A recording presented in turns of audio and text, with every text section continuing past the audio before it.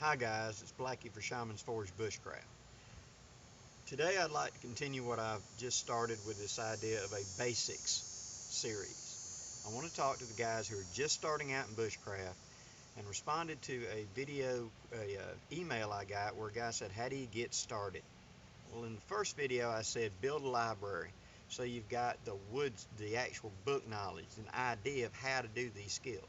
Next is dirt time, and that's what we're going to talk about here. The basic kit to get started with.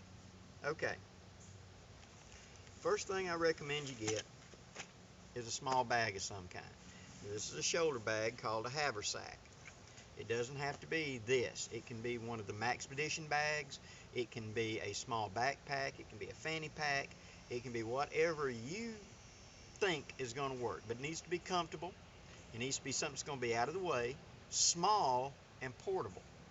Small because this is going to be the basis that all the other kits are going to build upon. But it needs to be small so it does its job. The only thing that goes in here is the bushcraft stuff. The rest is the bigger bag, and we'll get to that in a minute. But start with a small bag of some kind. Next, you're going to need a cutting tool. A really good pocket knife to begin with. I like Swiss Army knives. Some people like the Gerber diesels and multi-tools and stuff like that. They're good tools, but understand that in the woods the only thing you're going to be using is the knife blade, maybe the awl, and the scissors, and maybe the pliers. That's it. A Swiss Army knife has most of those tools anyway except for the pliers. You can just carry a small pair of pliers if you're going to use them a lot. But having a small blade and a real fine little blade is a real asset for when you're doing real small meticulous works, or like getting a splinter out of yourself. Small blade is definitely a necessity. Next, you want a main blade. Now, this is a Moore knife. I highly recommend you look at Moores. They're relatively cheap, high quality steel, normally really economical, less than 30 bucks. Most time I've seen less than 15 or 20. So they're normally a very good knife. They're good quality steel, sharpen easily, and they're really good for the beginner to get started with. Plus, you notice a lot of the experts have these knives as well, so that ought to be an indicator. Cold Steel makes several really good knives, but I like the Finn Bear. I picked this one up at a gun show for like 15, 16 bucks, something like that. It's a really good field knife that does all the cutting chores and carving, tasking, splitting, slicing, shaving, the things that you do with a knife in the field. It does really good, and it's not terribly expensive. Now, don't go buy a real expensive knife to begin with. There are some high dollar knives out there. But right now where you're at the beginning stage, stick to these type knives. These are a really good knife for the price. Start with these, because right now you're in the learning curve. You're going to make accidents. You're going to make mistakes. You're going to have accidents. And it'd be better that you broke a $12, $14 knife trying to baton than breaking a more expensive knife. I know the argument's going to be, well, that expensive knife shouldn't break. You're also going to be scared to use it. You've got a $400 knife, you're going to be afraid to use the handle to pound a tent stake or to shave or whatever. You're going to be afraid to dull it. You're going to be afraid to get it dirty, and you're ultimately going to be afraid to use it because it is so much money. Start with something cheap. If you can find one, this is a great knife to get. It's a K-bar field knife, commonly called the marine knife or whatever. The pommel is really good for pounding tent stakes and doing stuff. It's pretty good size for batoning and stuff like that. These are very good knives. A little more expensive. I think the new ones are somewhere between $50 and $60, but a lot of times you can find these at surplus. You can find family members. You can find them at yard sales. These are a very prevalent knife, and they're easily found if you look around for them. Really good knife. Now it's a little larger. Notice the size. Whatever you feel comfortable with. I like a large knife for certain tasks and a small knife for most. But most of the time I carry just this knife is my primary knife, and then my Swiss Army knife in my pack as when I need a little blade. This, however, is a field knife when I'm doing shelter building and stuff, and I want to do a real quick trimming or big notching or big jobs. Excuse me, I want a bigger knife. Next, you'll also find a lot of these on the market. Make sure you get the American-made one. There's several foreign knockoffs. They're just junk, guys. Get the American-made pilot knife. They're a very good feel knife.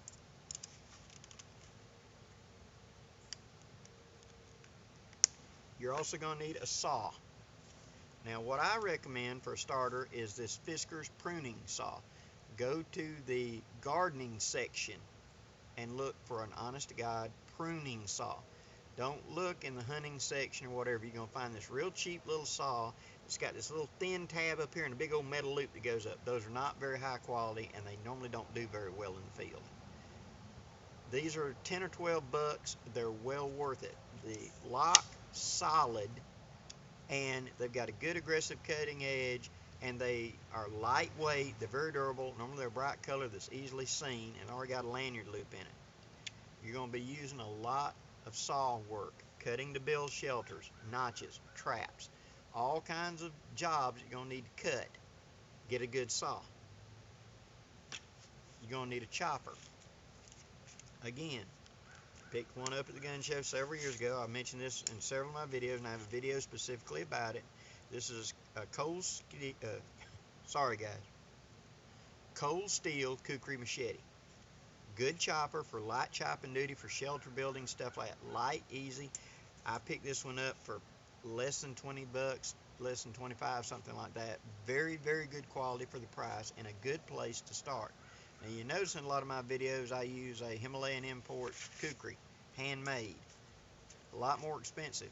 Well worth it, but a lot more expensive. For this stage, when you're just starting out, start with the stuff that can be replaced easily. If you do damage it or whatever, it can be replaced fairly cheaply and easily. Another option is to go with a tomahawk or a hatchet or something like that to have a chopper. Now, do not get the metal one, the one that's got the metal round handle and the black rubber handle on it. Say that again. It has the shiny metal tube metal handle with a black rubber handle on it. Those are not very good. That hollow tube breaks with repeated chopping. It's meant for really light duty. If you're going to get one, again, go to the garden center, go to the hardware store and get an actual small hatchet with a wooden handle that is replaceable. Preferably an American-made one if you can find it, because it's going to be a better quality axe head. It's going to take the temper better. Now, all of these, when you go to upgrade, think about a higher quality knife. Think about a Baco Laplander, which is like a $40 saw. Think about a custom tool. Think about a more expensive chopper, more expensive Kukri. But start out with the cheap stuff. We're not going to break the bank. It can be intimidating to get started because you're looking at all this high quality stuff and you start looking on eBay and you find all the prices and you're going, I can't afford that. So start cheap. Now, you're going to need some way to boil water. The cheapest is to start out with a can. Look in the food section of your grocery store. Look for the large size cans of juice, tomato juice, soups, stuff like that. They're about yay big around. It's like a coffee can. You're guaranteed that's food grade. Cut the top all the way out of it. Smear it down smooth with a file so it's not going to cut you. Poke 2 holes in the side and put a wire bail on it. Billy can, a hobo billy can. Then you need something that, with that can, you can boil water, you can sterilize water, you can cook. Now you need a water container. The absolute cheapest, an empty 1 liter soda bottle. Rinse it out real good, clean it out real good, and use it. Upgrade as you can. Now, U.S. Army canteen set. They're everywhere, they're surplus, they're cheap. Canteen cup, spoon, and a canteen. Very worthwhile. When you want to upgrade, go to thecanteenshoppe.com and get one of these clear Negaline canteens. It is a significant upgrade for the Army, U.S. Army issue canteen. Very good, very well made. You will also find British water bottles, depending on where you're at. These are bulletproof, they're very tough, very good water container. Again, use something to purify the water, and then carry the water in this. This is my billy can. I've seen it in a lot of my videos, but you can make something very similar to this. Now, when you want to make the jump up, you could go to an actual cook set. You could go to an actual backpacking set or an actual billy can like you see a lot of the people over in the UK using. It's whatever you're using and whatever fits your needs. Adapt. Find what you need. Carrying containers, things like that, small bags. Socks work great for small stuffing things. Little bags, pouches, stuff you throw away. Ziploc bags. Go through your garbage. You'll be amazed what you can find that you can use for something else. Like fire kit. Now that's another biggie. We've got our basic pack. We've got our cutting tools. We got our ability to transport water and purify water. Now, fire kit. Dryer lint. You probably got tons of this. So dryer lint, and I recommend you buy a bag of these, not just these, but disposable lighters. Get the better ones. They're very robust, very reliable. No, they're not great when they get wet. No, they're not great when they get cold. Blow it out, put it in your pocket. Carry several and keep them dry if you can. Also, a container of like an old aspirin bottle with matches in it in the striker bar for a backup. Good idea. Vaseline and cotton balls. Look on my videos and you will find fire straw. It's how to make a fire aid that you can then replace this with that. Put it in a waterproof container. I'll carry this in my billy can to make it easy. Because when I pull out the billy can is when I'm going to be building a fire anyway. So, carry it that way. Next, when you want to grade up, you want to experiment a little bit more, get one of these striker bars that you see everywhere. Use them for starting your fires. But don't rely on this when it is really bad. Always produce flame if you can. Learn how to do this. This is a good skill. Start with a lighter. Progress. Okay? You need a whistle to be able to signal in case you do get into trouble. Carry some sort of little light device. I suggest you carry a small flashlight, a good flashlight. Now, in the beginning of this, we're not going to spend the night. That will come later. This is we're going out during the day to explore and try to practice our skills. Carry a flashlight so that if you get a little sidetracked, it's just a nice evening, you don't want to quite leave the fire just yet, or whatever, and you're a little late coming out, you got a way to see. On that same line, get a compass. Now, it does not have to be a great compass. I know on your phone you've got a GPS. I know you've got a GPS in your pocket. I know all of this. Those can fail due to battery or bad weather. Compasses don't. The primary use for this, keep you from walking in a circle. If you do get disoriented, pick a direction and keep going in that direction till you pop out on a road or something. Remember that map I talked about in my last thing? Where you're going to be going to practice your bushcraft? Get a map, fold it up, stick it in the back. You know, just Xerox that page where you're going to be at. So you know that north of here is supposed to be that road, or south of here is, you know, this housing area. You got a direction. This is baby steps. We just want a basic idea. Cotton bandana, great thing. Can use one for collecting berries, wiping sweat, pulling pots out of a fire. Pick up a cotton bandana. You want it to be cotton for a lot of different reasons, but for right now, just get a cotton bandana. Pair of work gloves. Plain old work gloves out of hardware. Those brown ones will work just fine. It's because we're going to be dealing with a lot of brush. We're going to be dealing with briars. We're going to be dealing with, you know, things that can get splinters in your hands, stuff like that. This is a very economical and cheap way to protect your hands, especially when you got to pull that pot out of the fire because the bale fell off. Protect your hands. It's no fun to get burned. It's no fun to have, you know, splinters all in your hand and briars. Fun is an important part of this hobby, guys, so let's try to keep it going. Okay. What I'm sitting on is one of these reusable blankets. It's got the aluminum side to it. It's reusable space blanket for warmth. Great thing to carry in your pack. As you see, it rolls up small. And it makes a great piece of gear to carry for when you got stuck out there. You can make a little shelter out of it. You can make a lean-to out of it. You can wrap up in it to try to get, out of the weather, to get warm. And you can use it for signaling in case of emergency. I recommend one of those. Cordage. 550 paracord is really good cord. Use it for a lot of different skills and crafts. But for the money, the cheap thing is go to the fishing department in your local Big Mart or whatever like that and look for tarred bank line. It's used for trot lines and things like that. There are two sizes. This is the small one, and then there's one that's triple twisted thicker. The triple bigger one is like 300 and something pound test, and this is 120 pound test. The big one you can unravel and make small things like traps and stuff like that out, or sew for repairs, things like that. That's what you want to get. It's like $7 for several hundred feet. Great thing to carry when you're building your shelters, you're building your traps, you're practicing your field kit, building that chair, whatever. It's cheap, it's usable, and you don't feel bad when you have to walk away and leave it. Paracord is stronger, but you usually don't need that strength. Now, if you're making the support system for your hammock, use paracord. This is for the other stuff. Okay? Now, one little baby step up. Get a pack.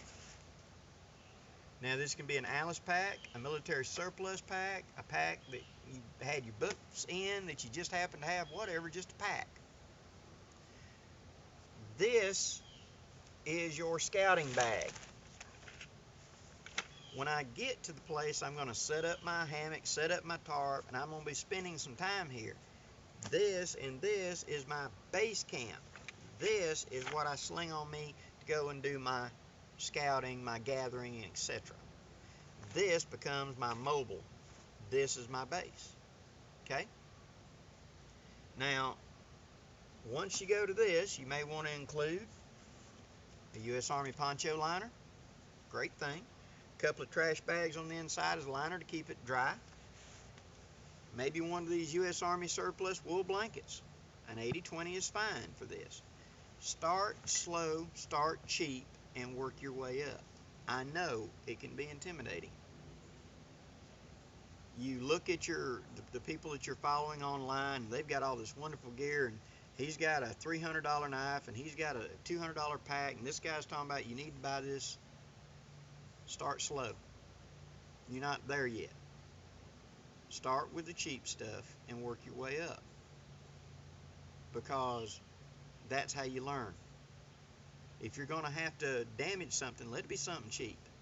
If you're going to have a dumb learning skill accident and get too close to your fire and burn holes in your blanket, let it be a $20 blanket, not a $300 sleeping bag, till you learn, because you're going to learn.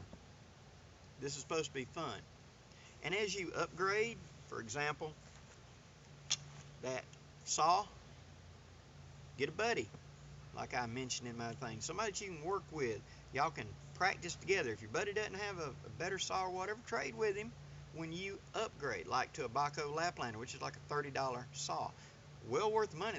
They're high quality, great piece of gear. But this is a good starting tool. As you change out and go to a better quality piece of gear, pass off your lesser quality stuff to somebody that's learning and just starting. That's how we share, and that's how we get going. Get on some of the boards where the people chat and see if anybody's getting rid of stuff like this, where you could pick it up for cheap or for free. That's how we get started. I hope this gives you an idea. Any questions, guys? Where to find something, or I need something, or whatever. I'm here. Be glad to listen, give you what ideas I can. But remember, one thing that should be engraved in stone in bushcraft is adapt. The best survival knife is the one I got with me. The best pack is the one I have with me. Is it the best in the world? No. It's the one I got right now. And I will progress up as I need. I could still improve right now, but this is where I'm comfortable. That's where you need to be. Comfortable. And having fun. This is all supposed to be fun, guys. This ain't supposed to be work. And anybody that tells you you can't go to the woods without a $400 pack or that's just a piece of junk because it's not a $600 knife, they missed the point. I hope this gives you some ideas, guys. I'm Blackie for Shaman's Forge Bushcraft. Wishing you safe journeys. Have a great day, guys.